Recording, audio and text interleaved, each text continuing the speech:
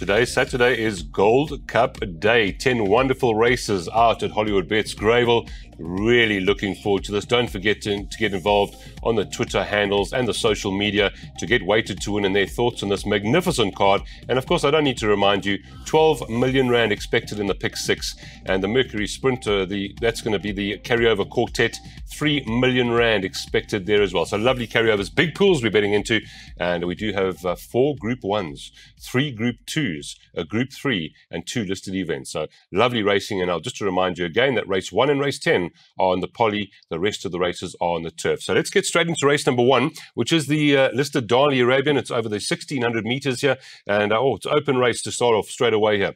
Gentleman's Wager, 9-2. It's 5-1. Number 4, Inglamu for Sean Terry and Richard Faree. Number 11, Silvano's Timer, 6-1.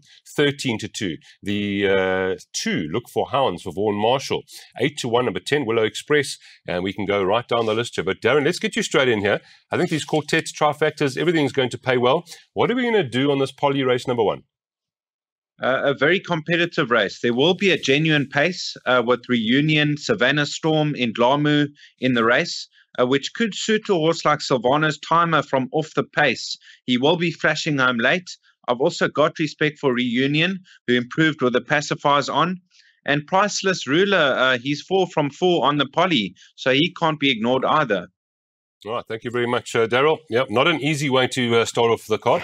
Yeah, very, very good difficult. Luck to you guys. Yeah. Darren and I have come to a suggestion of we do believe that Silvano's Timer has benefited from the gelding, and he enjoys the surface. He just needs some luck in running, and he'll be doing his best work late.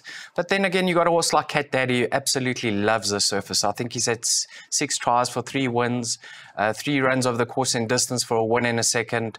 You can't discount his chances, and if you are taking an exacta or a swinger, certainly include him. But Silvano's Timer, if he moves down to the start well and he's feeling good, I think he could be the one. Okay, that could be the one. And Keegan Miller and, of course, Richard Faree are in a bit of a duel for that second position on the jockey title. So he'll want to start off well, Keegan. Let's have a look at what the guys are doing here in race number 1. And there we go. It is an each way on number 11, Silvano's Timer, and currently 6-1. So some nice value. Get onto that Son of Silvano. That's our each way play. Race 1 of 10 out on Gold Cup Day. Race number 2 is the Debutante Group 2, 1,200 meters, and first leg of our bipod this afternoon. The start of our commingled world pools as well. Get involved in those big pools. And I'm going to go straight over to Darren because our number 6 Gobsmacked is quite strong here at 18-10. From number 1, Totally Rocks at 4-1. And Darren, we did chat off air here. You think that Gobsmacked could be the right one and a potential banker? Yes, a potential banker in the bipot. She's a very temperamental filly, but she is loaded with ability and could remain unbeaten in this lineup. Her danger Totally Rocks. She has raced at Greyville previously, and she's taken a hold around the bend. So if she settles in running, she's a definite runner. There we go. That's Gobsmacked. Daryl, you agree with that one? We're going to banker this one in the bipot? We're going to be taking our chances. I think this filly is special.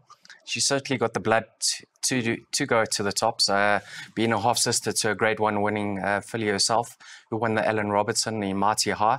And I love the way she did it last time out. She gave the runner-up weight, and she put her to bed inside that final furlong. So, like Darren touched on, she is temperamental, and there's going to be a few people on course.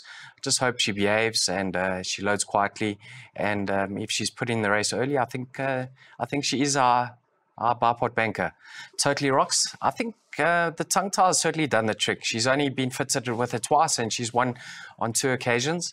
Last time out, she gave that run up 7 kilograms. So she won with a bit of authority on that occasion. So I think she is the danger. If you're not willing to bank a Gobsmacked as we are, back her up with Totally Rocks in the bipod. There we go. Let's have a look at this bipod here. And this is going to be some nice pools we're betting into, of course. Don't forget Keegan Miller and Richard Faree fighting out for that second berth. They both have a chance of getting 200 winners. And there we go. They're bankering Gobsmacked. And as you heard from Daryl, maybe include number 1, Totally Rocks, if your budget does allow. It's then 4 and 5 by 1, 2, 3, 4, 5, 11, by 1 and 5, by 2, 3, 5, by 4, 5, 7, and 12. Don't forget to scan the code. You can take that bet for whichever amount you want. You can take fractions as well, completely up to you. But the World Pool starts in race number 2 out at Hollywood Bets Greyville. Race number 3 is the first leg of our PA this afternoon, the Umkomazi Stakes. It's a Group 2 again, over 1,200 metres. And again, we have a pretty firm favourite here in the form of number 4, Mercantor. We see these form lines all over the show. 4-1 is number 3, Ridge Runner, who was beaten and held. But of course, they are 2-year-olds, remember. 11-2, number 4, Form Gear. And then it's 7-1 and better bar those. Darren, is Mercantor going to come through and win with the up-and-coming Cabello Matsanyani aboard, or are there some dangers here? There's a massive danger to Mercantor called Former Gear. Now, I'm very strong on this horse's chances. He used up a lot of energy in that grade 2 last time out, overcoming the draw. He wasn't disgraced. He's 1-from-1 over course and distance, went super impressive on debut. And I saw the value with him, but I have got respect for Mercantor. He's a very good sprinter, and I think they will fight the finish out. There we go, 4 and 5 there for Darren. Darryl, the nice points there, and Craig Zacky's riding exceptionally well. Yeah, he's on a high, and he's ridden this horse in the past. He won his debut on him, so he knows him. I was also very impressed. You know, when he won his debut, it was a weak field. And for him to be thrown straight into a grade 2 Golden Horseshoe, he was far from disgraced. So I do fancy his chances. I think he is Mercantor's biggest danger. Mercantor, you know, he gave the run-up last time out, 2 kilograms. Ridge Runner got first run on him, and he ran him down. So it was an impressive victory. Boisterous won from that form line during the week.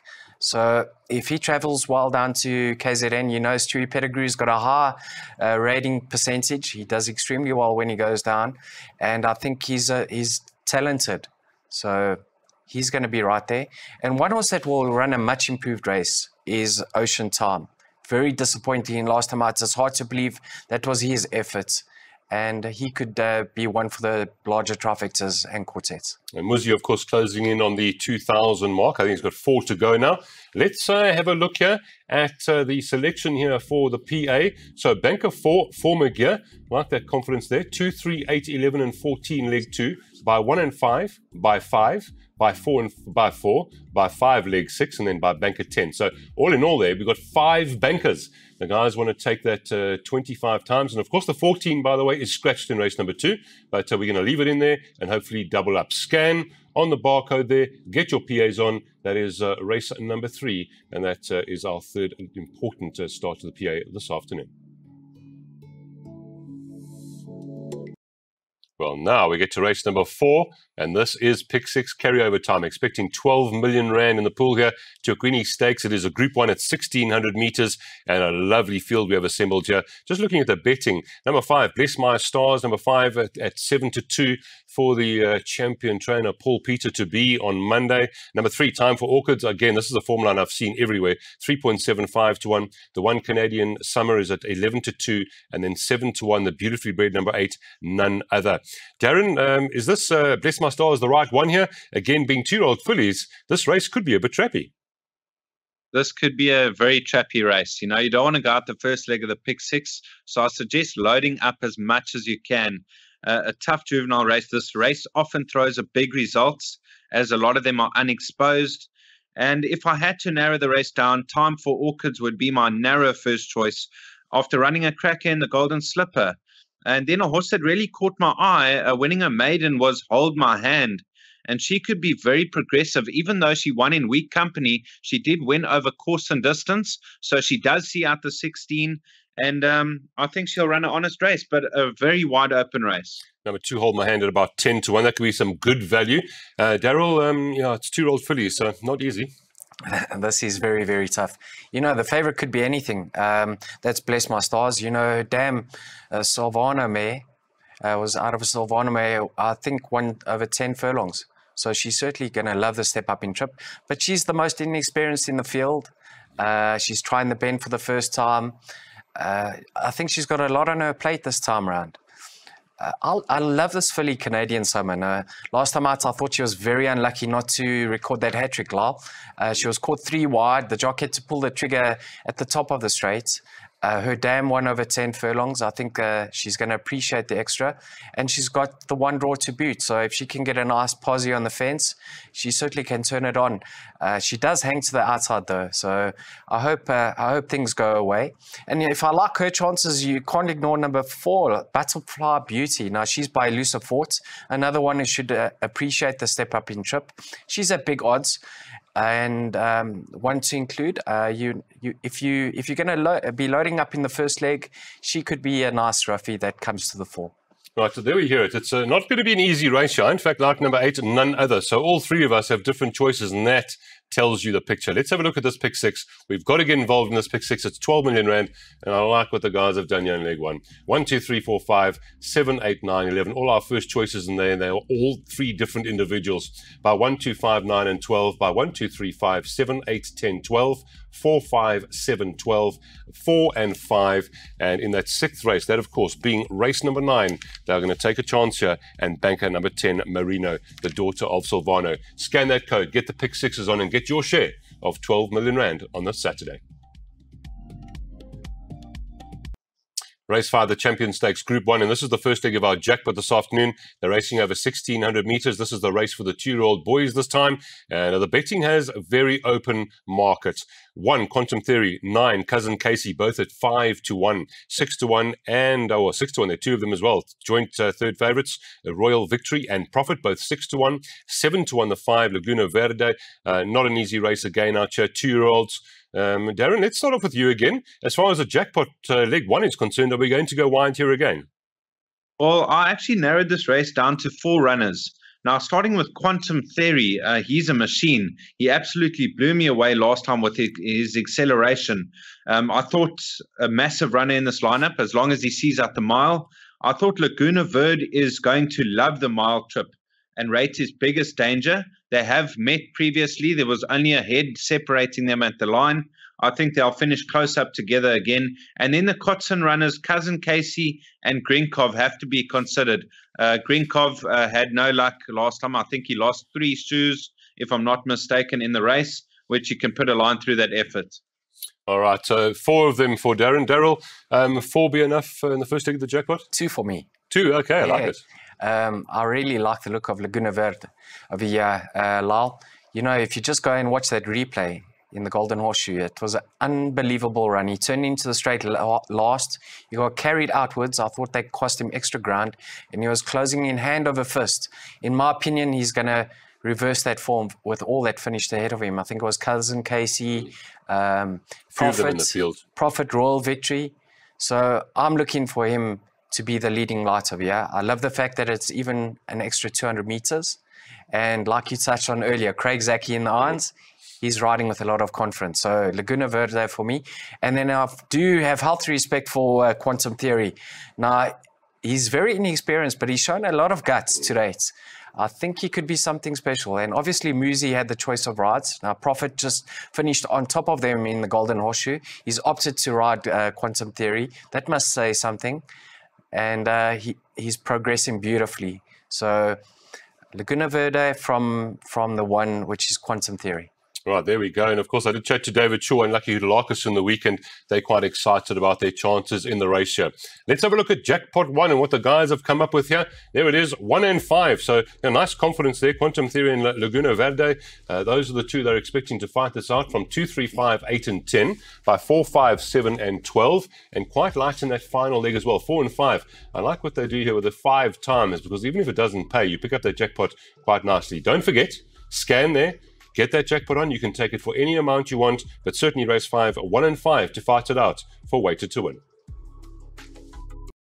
Race number 6, the Mercury Sprint Group 1 carryover quartet. We're expecting 3 million rand. I think that's quite conservative. I think we'll get more than 3 million rand. And I do think that this quartet will pay, even if the favourites come through and win. Now, the brilliant Captain's Ransom is at 5 to 2. That might be a good price about her.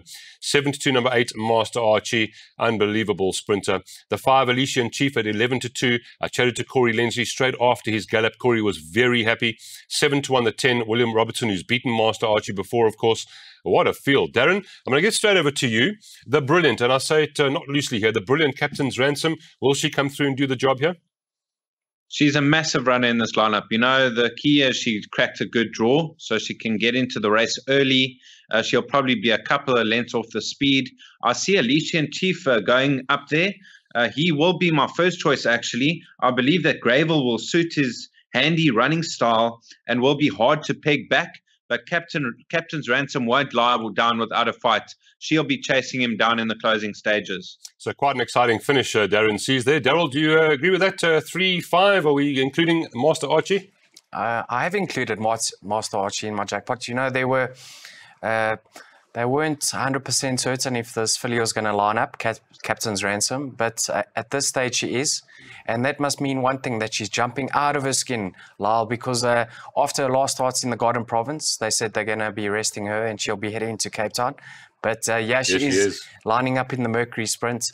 Last time out in the Garden Province, she actually pinged the gate. She came out extremely well, and then they opted to give her a chance. The race just went pear-shaped thereafter. Her winning the SA Fillies Sprint was scintillating. It was. I really can't wait to see how she goes today. And you know what? Big Burn on her day is something else. Now, she is held on that SA Fillies Sprint run, but you know, this track and trip may suit her. I know many are going to say Master Archie holds on the computer form sprint run, but I don't think she's a 5 furlong filly. You know, she's been very good over 6 and 7 even. She's got a neat draw. She's got a lot of early toe, and this may be the ideal track and trip for her. Right, so I'm not excluding her chances. And there is a slight possibility that she could reverse with Captain's Ransom. Yeah, Big Burn, she certainly is very talented, and she's got any amount of speed as well. Warren Kennedy for Paul Peter. What a season they've had. Now, let's have a look at race number 6 and the selections for Weighted to Win. Exacta boxed. Number 2, which is Big Burn. Don't leave it out. Captain's Ransom, the brilliant filly. Number 5, Alicia in Chief, Corey Lensley, full of confidence, and we know he's good. Number 8, Master Archie. We don't need to talk about him either. And number 10, William Robertson, who has beaten Master Archie, goes in as well. 200 Rand, that means 10 times you get that Exacta box chair in race number 6, the Mercury Sprint. Looking forward to this race indeed. Race number 7 is the Gold Cup. It's, of course, over 3,200 meters. Group 3 this afternoon, and our first leg of our jackpot 2. Betting has Nabras, unbelievable stayer, at 28-10. Aragosta, 7-2. Blackthorn, 9-2. It's 6-1 about Shangani, and then 13-1 about number 9, Shango. Nice little race, this one. Is the betting correct? Let's see what Darren says. Race number 7, the marathon. How do you read this race, Darren? Well, I thought it was cut down to the top 4 in the betting. I do believe they'll fight out the finish. Now, I really believe that Nebras can make it back-to-back Gold Cups, but he's got some quality competition. Blackthorn done nothing wrong. Aragosta could love the step up in trip and rates the main danger. And then Shangani also a very good stayer and can't be ignored. All right. Yeah, just before I come to Daryl, I'm glad you mentioned Shangani, because I was on course, Daryl, when Shangani beat Nabras last time. And if you watch her ride carefully, Warren wasn't really getting tucked into him. He won quite nicely. Not that the brass was ready yet either, but Shangani must be a runner. Absolutely. They were both having their prep run for the Gold Cup. I think there's a 1 kilogram turnaround in weight. So, yeah, I think this race is going to be won on tactics and luck in running. Shangani, one has to believe he's going to go forward. So he could get the run of the race. And I don't think they want to be caught flat-footed, because he is a stayer of note. And with a shorter run-in, he might want to get away from them early on at the top of the straight. Then Blackthorn isn't too far behind Nebras on the best of runs. So I know he got a peach of a ride last time out in the Gold Vase. Everything went his way. But he's another one that could also push forward, and he's got a turn off foot. Now, Nebras is a tricky one because he can pull, but he's unbeaten over this trip. I'm sure Richard will want to, his first priority will get him to settle. And wherever that is, he can switch it on. And I think the race will be won on tactics over here. You know, Nebras has to be the first pick. But healthy respect for Shangani and Blackthorn.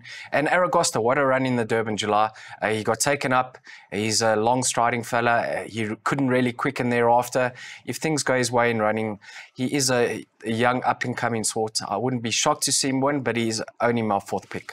There we go. So now let's have a look at our selection here for race number 7. This is the Gold Cup this afternoon, and it's the first leg of our jackpot 2, putting in Nebras, Blackthorn, number 7 Aragosta, and the 12 Shangani.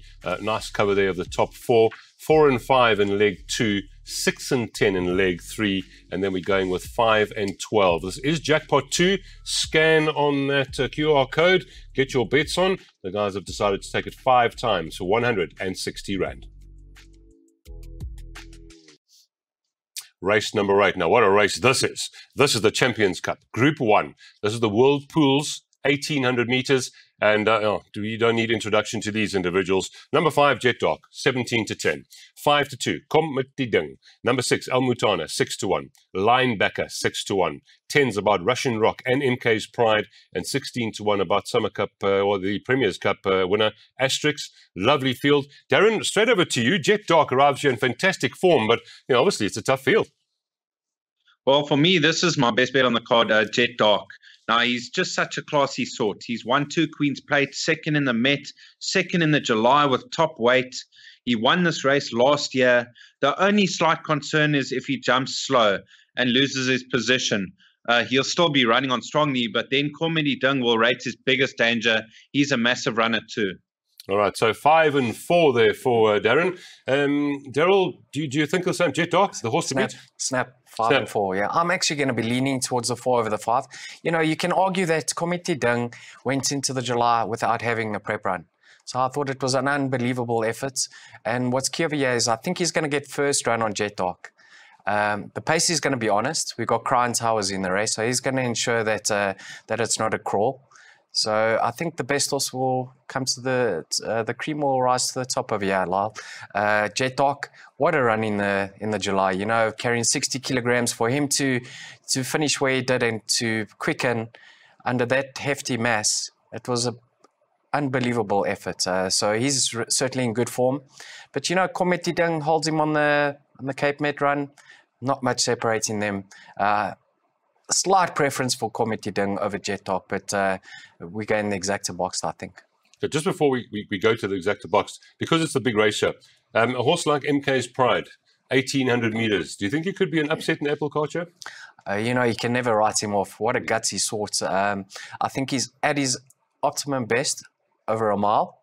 Even the Turpentine 7 furlongs, he's unbeatable. But he's got class, and if things go well in running, he could run into the money. I don't quite see him winning, but yes, you have to throw him into your trifectas and quartets. There we go. Let's have a look at that exacta now. As far as race number 8 is concerned, it's not an exacta. Darren's going straight. Jet Dark, it is his best bet on the card, and that's lovely. Darryl likes a bit of the exacta, Commitidung and Jet Dark. So very much around Jet Dark after that fantastic second behind Sparkling Water in the July.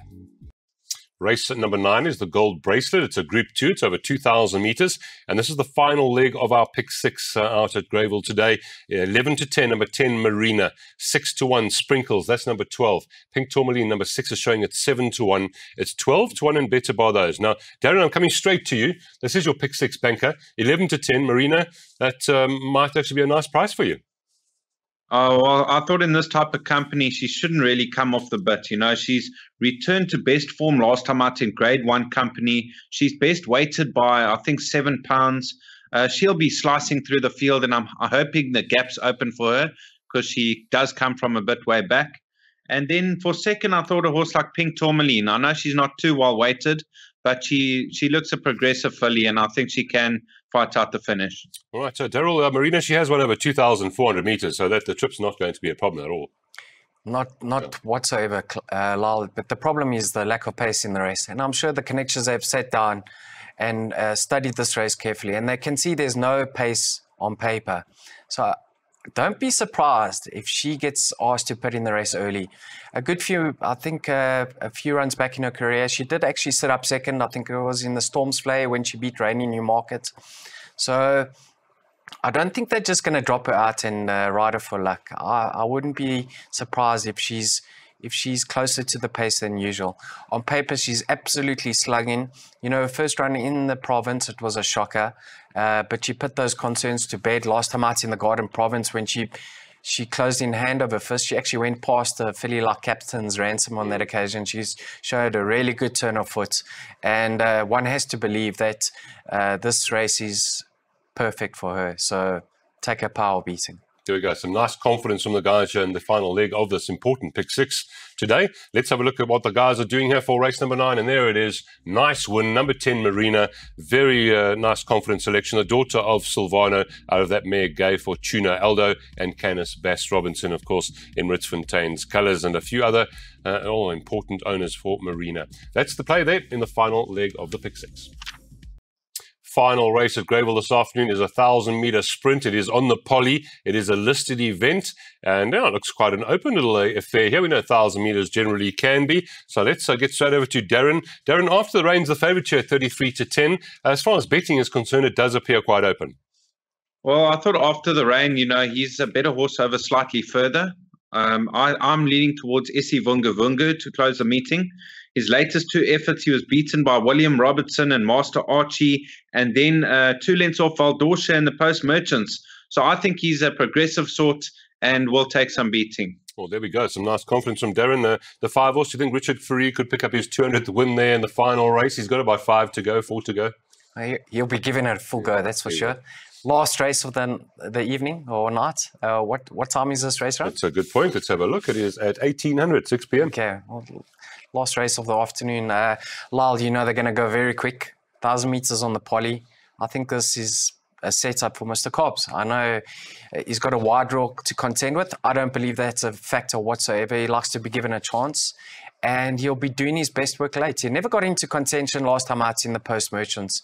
But have a look at his rating, Lyle. He's down to a 103 from a 113. He's got class about him. If he's in contention, turn him for home. Don't be surprised to see him flash up. I think he's got a little bit of each way value. Well, certainly, he's the rank outsider at 20-1, so how about that? Showing up at about 4-1 as far as the place is concerned. So Mr. Cobb's a bit of value there, but number after the rain and the 5 with Richard Fourie aboard could be quite big players. Let's see what the guys are doing in the final race on the poly. Swinger 5 and 12, and that should pay quite nicely there. Neither of them being favoured, and of course number 12 is the rank outsider. So get those bets on for the final race, race 10. Out is Greyville.